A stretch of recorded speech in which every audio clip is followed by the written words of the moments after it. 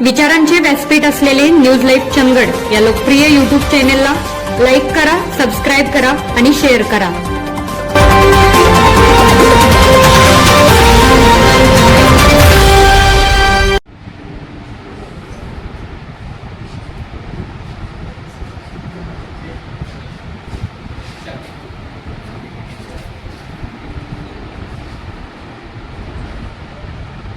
नमस्कार, मी Sanjeev Patil, promoter of नवीन आमचे school चालू करतो आहे निवबाबा एंग्लो स्कूल.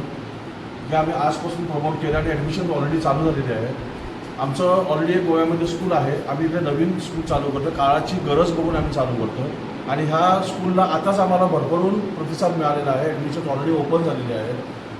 नाही म्हटलं तरी जवळजवळ 60-70 ॲडमिशन ऑलरेडी झालेले आहेत फोनवरून.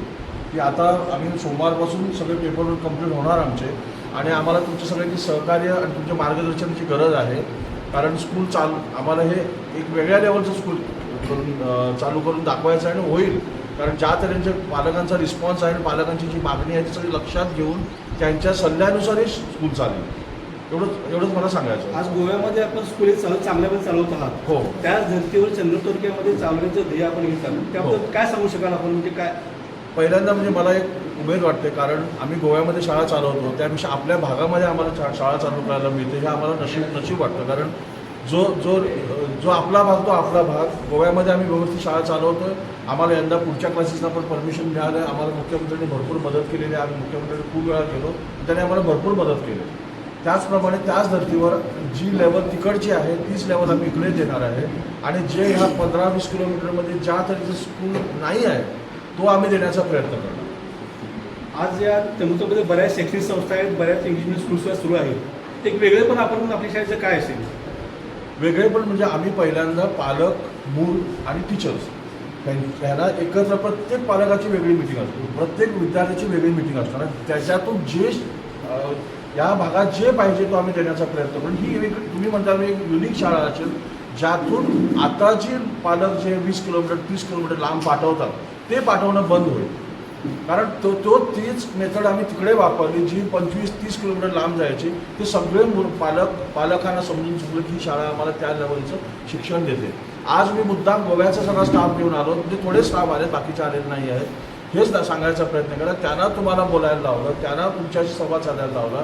कारण तुम्हाला पण समजलं पाहिजे की मी एक संजीव पाटील खोटं बोलू शकतो, पण जे स्टाफ येऊन तुमच्याशी बोलले त्यांनी संवाद साधला पालकांशी, हेच आम्हाला पाहिजे होतं. जेणेकरून तुमच्या लक्षात येईल की आम्ही कुठच्या लेवलला शाळा न्यायचा प्रयत्न करतो. आणि आमच्याकडे एकही स्टाफ हा अनक्वालिफाईड असणार नाही, सगळे स्टाफ क्वालिफाईड असणार. आणि त्याचबरोबर आमच्याकडे प्रॉपर लॅबोरेटरीज असणार. प्रॉपर आता मी तुम्हाला सांगितलं गोव्यामध्ये आम्ही प्राधान्य देतो डिसिप्लिनला. सो आम्ही PT टीचर आम्हाला जो आहे ना स्ट्रॉंग लागला. कारण आम्ही बघितलं की खूपशा शाळेमध्ये PT टीचर्स नाही आहेत, प्रॉपर लॅबोरेटरीज नाही आहेत. हा प्रकार इथे नाही होणार. तर तुमचं काय वेगळेपण असेल तर आम्ही सुसज्ज शाळा देऊ ज्याच्यामध्ये कुठल्याही अँगलमधून काही नाही, हा प्रकार होणार नाही. एक वेगळा अजेंडा आहे तो समजायचा, तो नको सांगा. 7 ते 9 तो सांगा. आता आम्ही लोकांना आवाहन करतोय आमच्या शाळेमार्फत की आम्ही गोव्यामध्ये सुद्धा वेगवेगळे उपक्रम राबवतो. आज आम्ही बघतोय की पालक म्हणतात की बाबा मुलं बिघडत चालेल. पण आम्ही ह्या पंचक्रोशीतील किंवा कोवाडच्या आसपास एक 15-20 किलोमीटर आम्ही सगळ्या लोकांना जाऊन भेटणार. सरपंच, डेअरी चेअरमॅन किंवा बाकी जे मंडळ आहेत त्यांना त्यांना सांगणार आहे की संध्याकाळी 7 ते रात्री 9 पर्यंत कंपल्सरी सगळ्यांनी मोबाईल बंद ठेवायचे, TV बंद ठेवायचे. आणि जे पूर्वी 20 वर्षापूर्वी जे वातावरण होतं ते आम्ही गावात क्रिएट करायचं. त्याच्यासाठी मला जे लोकल लोकप्रतिनिधी आहेत, जे वार्ड मेंबर आहेत, जे सरपंच आहेत त्यांची मदत लागणार, डेअरीवाल्यांची मदत लागणार, जे संस्था आहेत, जे मंडळ आहेत, युवक मंडळ त्यांची मदत लागणार. आम्ही त्यांना जाऊन भेटणार, हा मुद्दा त्यांना पटवून देणार की जेणेकरून काय होऊ शकतं. गोव्यामध्ये आपण अतिशय उत्तमरित्या आपलं स्कूल चालवलेलं आहात. आज कोवाड येथे तुम्ही प्रथमच याची सुरुवात करणार आहात.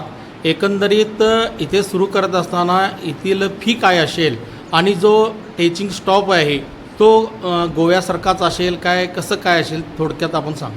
आता फीचा जो मुद्दा आहे ना, जी इथे कोवाडमध्ये जी फी प्रचलित आहे तेवढीच फी असणार. कारण आम्ही गोव्यातून आलो म्हणजे काय आम्ही कुठून मोठं काही करणार नाही. जे इथे फी आहे तीच असणार. आणि आम्ही पालकांना जाणीव करून देणार की तुम्ही जी फी पे करता त्याच्यापेक्षा जास्त आम्ही देतोय. त्यावेळेला कदाचित आम्हाला पालकही सांगतील बाबा तुम्ही थोडी फी वाढवा म्हणून. कारण पालकांनाही समजतं की बाबा ह्या फीमध्ये हे एवढं देऊ शकत नाही.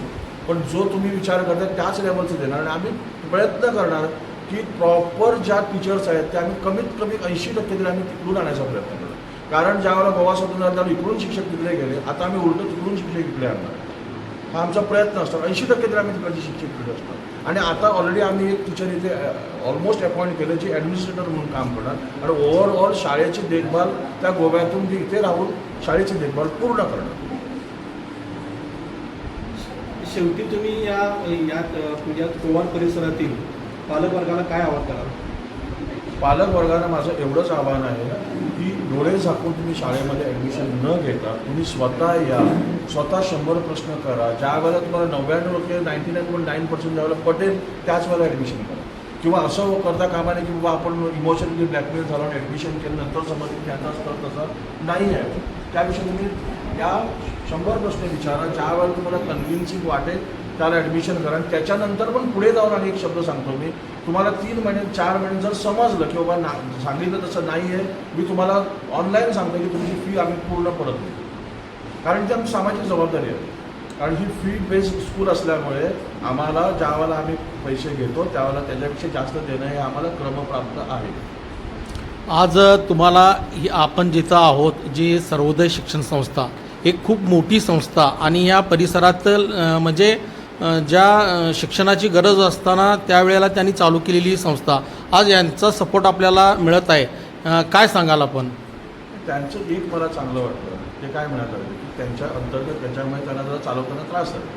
पण त्यांनी म्हटलं की आम्ही तुमच्याकडे संस्था हस्तांतरित करतो, पण तुम्ही स्थलांतरित करू नका, तुम्हाला जे लागेल ते आम्ही देतो. त्यांनी सांगितलं बिल्डिंग लागेल आम्ही तुम्हाला बिल्डिंग देतो. आणि त्यांचा मुद्दा मला फार आवडला, कारण त्यांनी सांगितलं भावनिक साथ घातली की तुम्ही इथून सोडून जाऊ नका. पण याचा अर्थ असाही नाही की आम्ही कायमचे राहू. उद्या समजा विद्यार्थी वाढले, आमच्यामुळे जर त्यांना त्रास होत असेल तर कदाचित आम्हाला शिफ्ट व्हावं लागेल. कारण आम्हाला प्रॉपर कॅम्पस तयार करायचा आहे, ग्राउंड प्रॉपर पाहिजे, स्वतःचं ग्राउंड पाहिजे आणि बाकीच्या पण आम्हाला फॅसिलिटीज क्रिएट करायच्या. कदाचित आमचं ह्या ह्याच्यातलं एक असंही स्कूल असेल की ज्याच्यामध्ये पूर्वी मुलांना शेतामध्ये विहिरीमध्ये पोहायला शिकवत होते. आमचं स्वतःचा आम्ही स्विमिंग पूलचा विचार करतो, कारण जेणेकरून लहान मुलांना स्विमिंग शिकवलं पाहिजे, ते त्याच वयात शिकवलं पाहिजे, नंतर शिकता येत नाही. आणि तुमचं काय होतं? आणि मी तुम्हाला सगळ्यांना आवाहन करतो की आमच्या शाळेला तुम्ही मदत करा, सपोर्ट करा.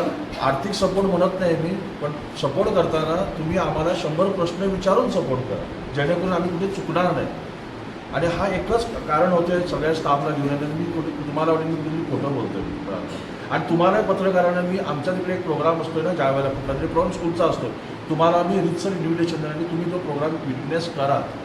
काय होईल की दूध का दूध पाणी का पाणी होईल. आणि तुम्हाला उद्या लोक विचारतील की तुम्ही खोटी बातमी दिला. थँक्यू.